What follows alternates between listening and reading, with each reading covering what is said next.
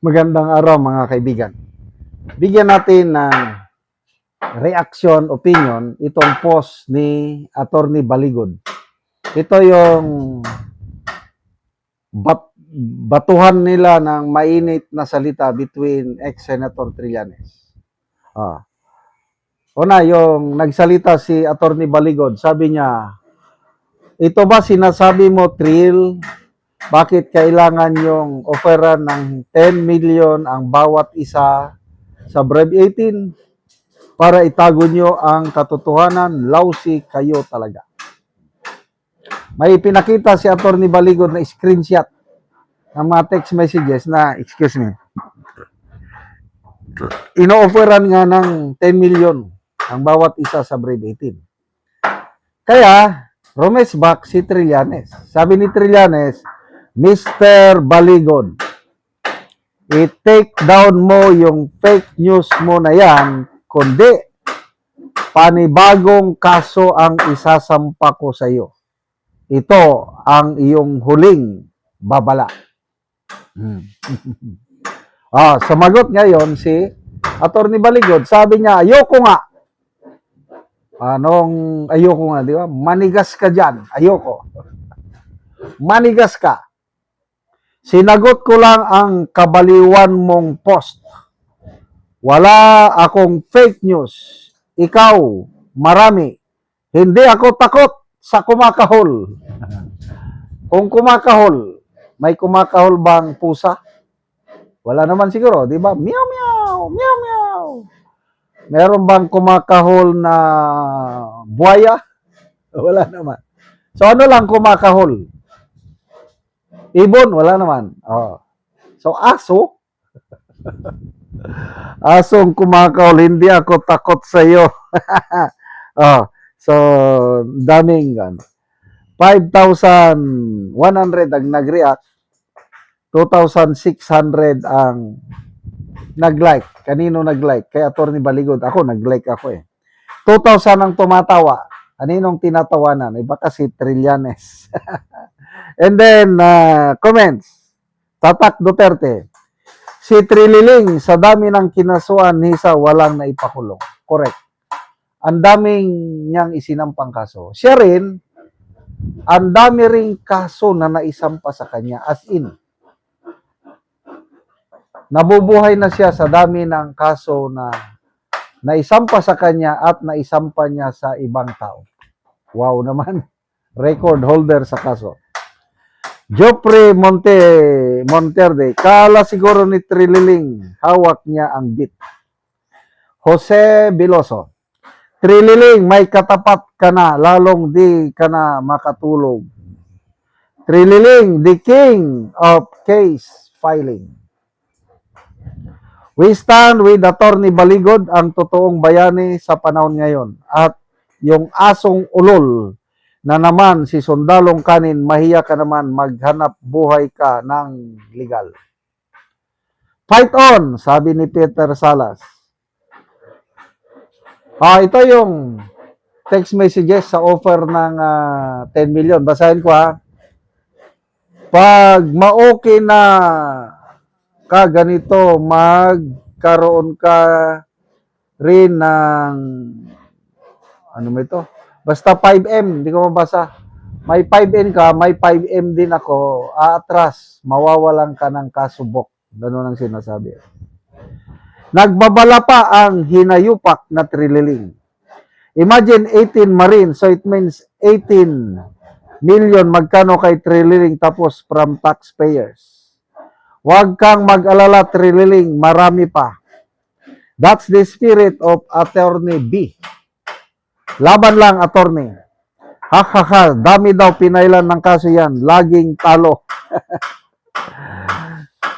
Attorney Baligod, sir, Trill is a Trililing, and you, Attorney Libid, did well, good job done. All kudos. Mabuhay po kayo.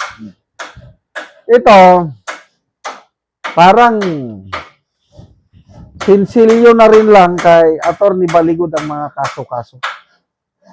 Kaya sige, sampa lang kayo. Mga cyber libel. Ang cyber libel kasi, bailable offense. Ano pa yung may sinasampa? Perjury, available din yan eh. Ano ba, yung violation of Article 154, fake utterances, fake publication, available lahat yan. At once na kahit may warrant of arrest ka at nakapagpiyansa, nako, it will take so many years bago ka makulong. Kasi kahit makonvict ka sa RTC, meron pang Court of Appeals. From Court of Appeals, meron pang Supreme Court. Tignan nyo si Franz Castro. Convicted na siya sa RTC, in-affirm ng Supreme Court. Ngayon, malaya pa rin dahil may Supreme Court pa. Ay matagal. Kaya to may baliwala yan kay Attorney Baligod at saka Brave 18 Marines. Baka by that time, presidente na si BP Sara. O, alam niyo naman. Katulad kay Senator Lacson noon. May warrant of arrest panahon ni Gloria Macapagal Arroyo. Nung nagbago ang administrasyon, biglang na-drop ang kaso. Madali yan. Tingnan nyo, ngayon nga, si ex-secretary Bunuan, may warrant of arrest, non-bailable dahil plunder. Mabigat na kaso dahil plunder Nakakulong na. Ngayon, nag-announce na si Ombudsman Boying Rimulya, iuurong na daw ang mga kaso. The ex-secretary will be discharged from cases na kinakaharap niya para maging state witness. Ang state witness dapat yung least guilty. Paano magiging least guilty ang isang DPWH secretary? Kaya nakakatawa na ang administrasyong ito. Salamat mga kaibigan sa inyong pagsubaybay sa channel ito. Nakakatulong kayo ng malaki sa tribong Talandig ng Bukidnon dahil ang sweldo natin sa channel na ito is pantulong po sa tribo.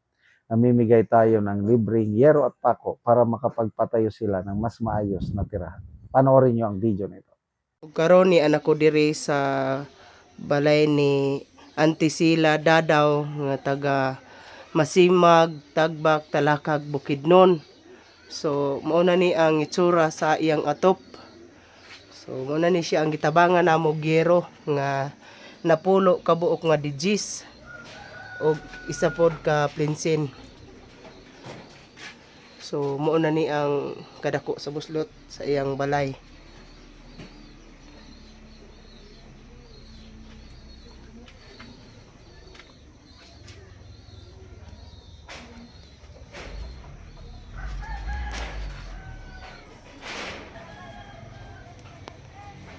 So mo na ni ang yero nga among gitabang nga napulo ka buok nga digis.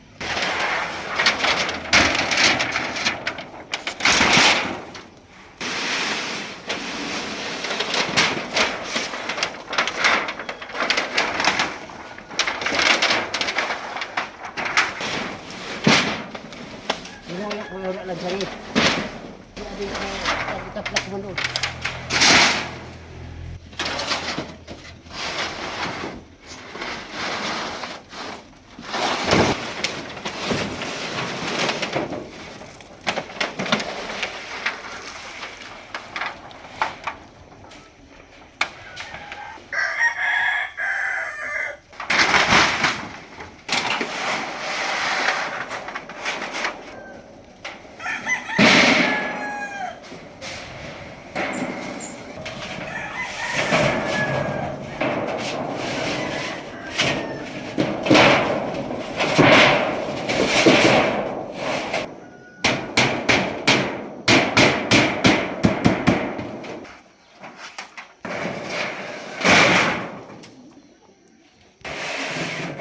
ug karon human na gyud sa pag-atop ang ginatabang nga ayero. So nakatop na gyud si angkol sa ilang balay.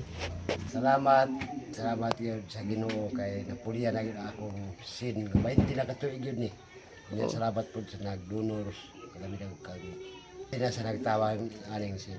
Oo, Salamat yun nga ako. so pila ka buok imong anak kol? Pulo. So tanan na nakapamilya. Na ay tulo wala. Na napaka estudyante karon. Na Pila ka buok? tulo ka estudyante na ay sa hingo isa sa kalaan ay isa Unsa na yung mga grade? kuan katong isa soldier Oo. ang isa 9 Oo. ang isa grade 6 madagin sa tama na gyud sa kaon ang among panguwarta gyud ang among kinitaan igo-igo di maka sapar sa bata nga guys. Salamat kayo, Col.